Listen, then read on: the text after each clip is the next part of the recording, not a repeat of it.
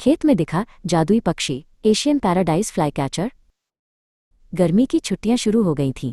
आरव अपने दादाजी के गांव आया था। यहाँ चारों तरफ हरे भरे खेत और बड़े बड़े बाग थे। आरव को प्रकृति के बीच समय बिताना बहुत पसंद था। एक सुबह सूरज की पहली किरण के साथ आरव दादाजी के पुराने बाग में टहलने निकला। आम के पेड़ों की घनी छांव के नीचे वो धीरे धीरे चल रहा था और चिड़ियों का चहकना सुन रहा था।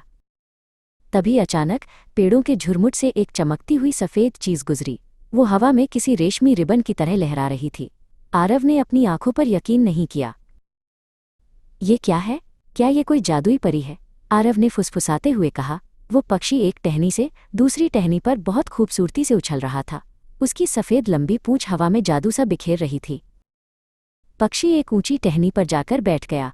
उसकी पूंछ नीचे की ओर झूल रही थी, जो उसके शरीर से 3 गुना लंबी थी। वो पक्षी सचमुच किसी दूसरी दुनिया का लग रहा था।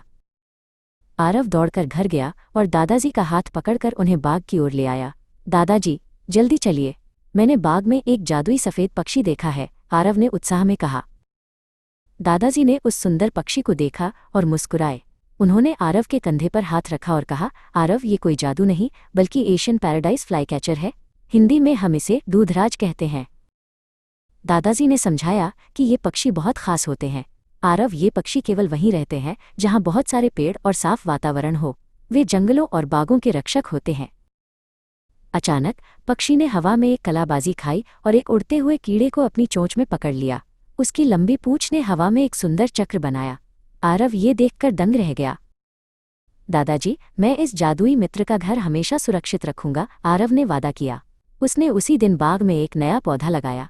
अब आरव समझ गया था कि प्रकृति को बचाना ही इन सुंदर पक्षियों को बचाना है।